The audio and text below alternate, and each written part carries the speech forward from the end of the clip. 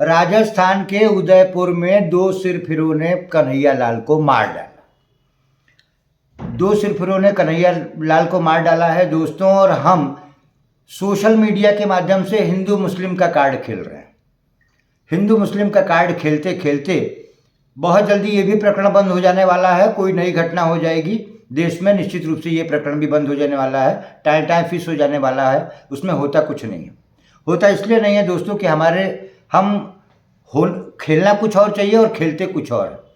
दो सिरफिरे सीधे सीधे उदयपुर जैसे इतने बड़े शहर में रह करके 2014 के पहले से प्लान कर रहे हैं कहीं ना कहीं उपद्रव मचाने का, कहीं ना कहीं बवाल मचाने का।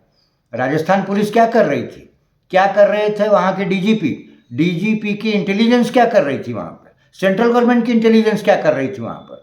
बहुत सारे सवाल उठते हैं दोस्तों। हमारे देश में पुलिस तभी जागती है जब कोई बड़ी घटना हो जाती है। इंटेलिजेंस को बाद में पता लगता है कि घटना के पीछे कौन था। अभी अभी वहाँ की डीजीपी ने इस बात को स्वीकार किया है कि जो दो सिरफिरे थे, रियाज अख्तरी और गौस मोहम्मद, जिन्होंने कि कन्हैया लाल की दिन दहाड़े हत्या कर दी, उनके तार पाकिस्तान की एक आतंकवादी एजेंसी यानी कि एक आतंकवादी संगठन दावत इस्लामी से जुड़े हुए हैं। और सन 2014 में ये दोनों जो है वो नेपाल के रास्ते कराची गए और वहाँ पर उन्होंने लगभग 45 दिन तक आतंकवादी बनने की ट्रेनिंग ली। उसके बाद ये आते हैं फिर से उदयपुर में, और उदयपुर में अपना ये एक व्हाट्सएप ग्रुप बनाते हैं और व्हाट्सएप ग्रुप में वहाँ के नौजवानों को भड़काने का काम करते हैं। इसके बाद जो है नुपुर शर्मा के समर्थन में एक छोटी सी टिप्पणी, पता नहीं उसके द्वारा लिखी गई थी नहीं लिखी गई थी, लेकिन उस टिप्पणी पर वो स्थानीय थाने में जो है वो एक रिपोर्ट लिखवाते हैं, उसके ऊपर कार्रवाई करवाते हैं, उसको हवालात में बंद कराते हैं। और उसके बाद वहाँ तक कार्रवाई पुलिस बहुत अच्छे से करती है। और उसके बाद जो है 15 जून को जब वो कहता है, कन्हैया लाल कहता है कि साहब कुछ लोग मेरे पीछे घूम रहे हैं, मेरी जान को खतरा हो सकता है, उस समय पुलिस क्या कर रही थी, वहाँ का एसओ क्या कर रहा था, वहाँ की प्रशासनिक मशीनरी क्या कर रही थी, जब उसने सीधे सीधे बताया कि सर मेरी जान को खतरा हो सकता है। उस समय तक आज आप सचेत नहीं हुए। आज किसी पुलिस इंस्पेक्टर को निलंबित कर दिया, किसी एएसआई को निलंबित कर दिया, इंटरनेट की सुविधा बंद कर दी, ये सारी चीज़ें 144 लगा दी। ये सारी चीज़ें करके आप क्या हासिल कर लेंगे राजस्थान में? राजस्थान में इन हत्यारों को फांसी देने या तत्काल जो है वो मौत की सज़ा देने की जो मांग उठ रही है वो बेवजह मांग नहीं है। और सबसे बड़ी बात तो है कि हम हिंदू मुस्लिम खेलने से पहले ये नहीं सोच रहे हैं कि हमारे देश का कोई भी सच्चा मुसलमान जो भारतीय है वो ऐसा काम कर ही नहीं सकता, क्योंकि वो सबसे पहले भारतीय है और मुसलमान वो बाद में है। कोई ऐसा विद्वान, कोई भी ऐसा पढ़ा लिखा मुसलमान नहीं होगा जो इस बात का समर्थन करे, इस जघन्य हत्याकांड का समर्थन करे। लेकिन मैं अपने चैनल के माध्यम से उन नेताओं से और उन लोगों से ये कहना चाहता हूँ कि हिंदू मुस्लिम मत खेलिए। हत्यारा होता है, उसका अपना कोई धर्म होता ही नहीं।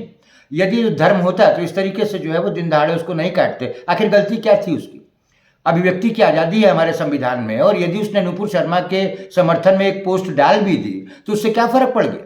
उससे क्या फ़र्क पड़ गया? किसका हित जो है उसमें वायलेट होता है या किसी तरीके की देश में क्या परेशानी आती है? लेकिन उसके बावजूद भी उन सिरफिरों का मकसद सिर्फ और सिर्फ एक था कि किसी भी तरीके से पूरे राजस्थान में दहशत फैला दो। वीडियो बनाया, देखिए दोस्तों हिम्मत कितनी है कि कुकर्म भी किया, वीडियो भी बनाया, देश के प्रधानमंत्री को भी धमकाया और खुद ही वीडियो जो है वो सोशल मीडिया पर वायरल कर दिया।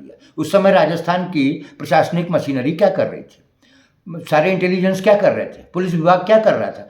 जब वो व्हाट्सएप चला रहा था तो उस समय वहाँ की साइबर सेल क्या कर रही थी? सवाल तो बहुत सारे उठते हैं, सवाल इतने सारे उठते हैं कि यदि सवाल पूछा जाए दोस्तों तो ये वीडियो घंटे भर से भी लंबा का हो जाएगा।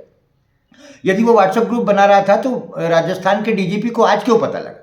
वहाँ की इंटेलिजेंस क्या कर रही थी, साइबर पुलिस क्या कर रही थी इतने दिन? आज यदि एक छोटी सी टिप्पणी डाल दो तो पुलिस वाले कभी भी आकर के और थाने से जो है वो किसी भी नागरिक को उठा ले जाते हैं।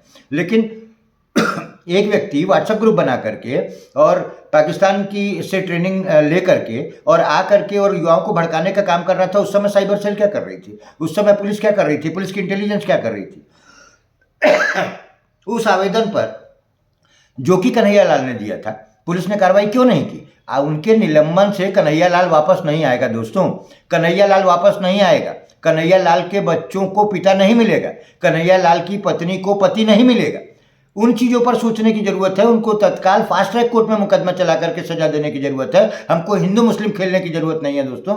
और यदि इसी तरीके से हम हिंदू मुस्लिम खेलते रहे तो निश्चित रूप से ऐसी घटनाएं हमारे देश में रोज़ होंगी और होती भी रही हैं। इसका उदाहरण भी है, रोज़ होंगी और हम इसको कभी भी टाल नहीं पाएंगे। इस बारे में आप अपनी राय हमारे कमेंट बॉक्स में दीजिएगा दोस्तों। मैं हूं अरियम श्रीवास्तव और आप देख रहे हैं मेरा यूट्यूब चैनल यूनिक न्यूज़ 1। बहुत बहुत धन्यवाद।